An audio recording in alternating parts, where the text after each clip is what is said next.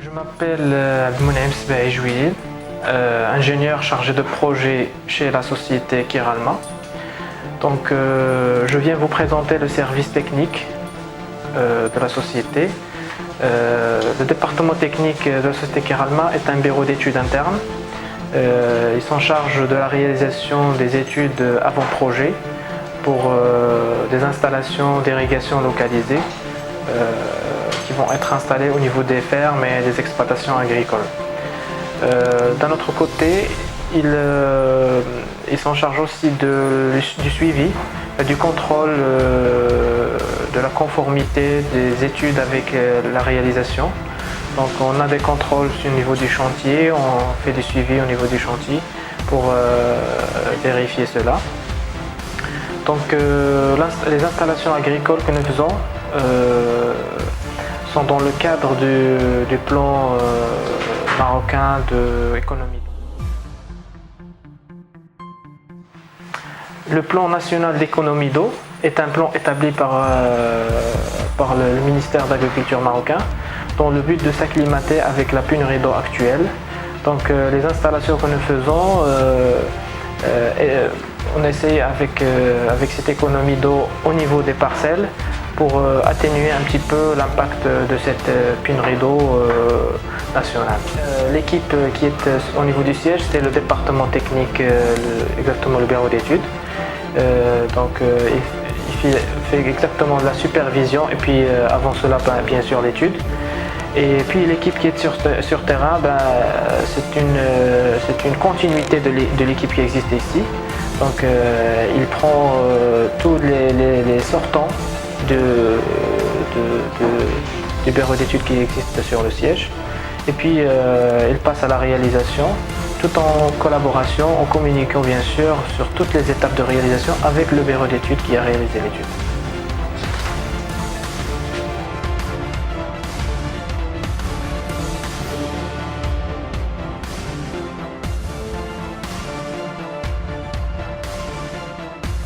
الاسم ديالي علاوي حسن وتقني في هذه الشركه هذه اللي هي شركه كيرالما.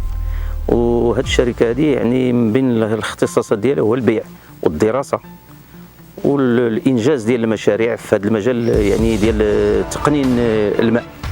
يعني من ناحيه البدايه ديالو يعني ناخذوا السهارج، يعني كنحاولوا ما امكن نجمعوا الماء في واحد المكان، ومن بعد كنحاولوا ما امكن اننا ندوزوا عبر المضخات اننا باش نقننوا الماء باش انه يوصل للضيعه بجميع يعني المواقع ديال الضيعه. وهذه الضيعه اللي كنتواجدوا فيها هي ضيعه اللي ما كان فيها والو، كانت يعني قاحله كيف نقولوا. واغلب ديال الماء اللي كنسقيو اللي كنستعملوه يعني السقي يعني كله تقريبا ديال الشتاء. يعني احنا متخصصين في الري، يعني الشركه عندها الاختصاص ديالها هو الدراسه، يعني بواحد التقنيه يعني اللي كتتماشى مع الوقت الحالي، يعني اللي فيه تقنيات يعني كثيره اللي كنحاولوا ما امكن نديروا واحد الدراسه تكون في المستوى اللي تكون اقتصاديه، لا في الماء ولا في الطاقه ولا في اليد العامله، وتكون الانتاجيه باش نرفعوا من القيمه ديال الانتاجيه ديال المردوديه ديال اي نوع من الاشجار اللي كاين.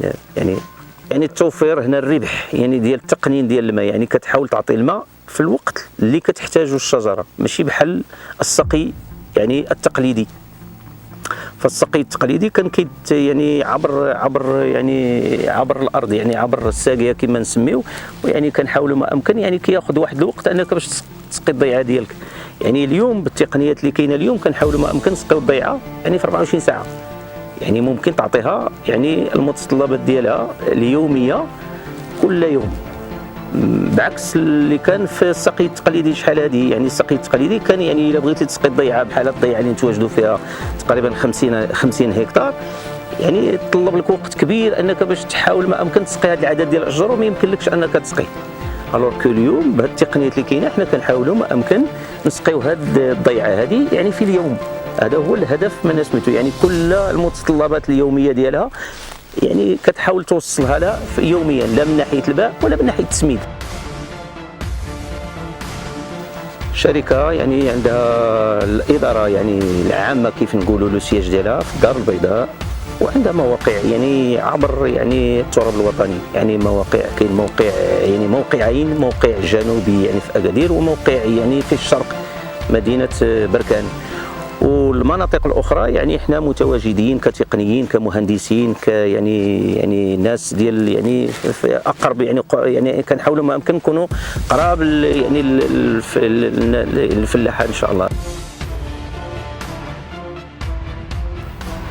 الاسم روني حميد، موجود في شركه غنيم في المنطقه دازرو، شيد الاشجار ديال التفاح وكذا.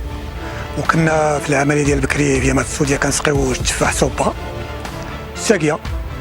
دابا درنا هاد الباسه مع هادشي ديال كوتاكوت، نفع مزيان واقتصادي، وباش نسقيو سيمانه اخرى عاد نسقيو الشجر. دابا كنسقيو تقريبا في نهار واحد 5 سوايع 6 في النهار كنسقيو الفيرما كلها. واللي مستافدين منه مزيان اليد العامله باش نديروا الخدامه لانكري المواد اللي كياكل الشجر كنديروها مع الماء كنربحوا اليد العامله، شي لانكري والملح وكذا الى اخره. كيدوز لنا مع الكوتاكوت كنربحوا الربح مزيان مباشره مع الماء ديريكت للجدره. هذا الشيء كنستافدوا منه مزيان باش نرميوه في الرانات ولا كذا كيدوز الماء ديريكت هذا. والحمد لله الانتاج مزيان ومقتصد فوق زعما مزيان مقتصد على سميتو 5 سوايع 6 في النهار كتكون الفيرما كلها مسقيه كلها ناضيه. وهذا الشيء يوميا كل نهار كيتسقى هذا الشيء كنطلقوا. والحمد لله الانتاج مزيان، الطوناج كيجي مزيان. دابا حنا عندنا الفلاحين اللي كيسقيو كيسقيو بالساقيه العاديه، فرق ما بيننا وبينهم حتى شي ديال الانتاج، حيت لا عنده كيعطيو 14 دقيقه للقطار، 14 دقيقه للقطار بالضبط ما كافياش. كاين اللي عنده كتارات كيسقي 14 دقيقه يلاه كيطلق ساقيه كيسد حتى السيمانه اخرى ثاني كيسقي 4 الخطوط ولا 5 السيمانه اخرى عاد باش كيكمل السقا. دابا الحمد لله الشيء راه مزيان فوق الطاقه كاع. باش تسقي فيرما فيها 60 قطار ولا 70 قطار كتسقيها في نهار واحد مع هادشي الباسه. وعندنا الساقيه كتجي الساقيه من عين غبال، عندنا فيها شي 19 ساعه ونص كنخويها في الباسه، وكنعاونوا بالموتور ديالنا باش كيعمرنا الباسه هنا. والحمد لله الانتاج راه غادي مزيان وكلشي مزيان.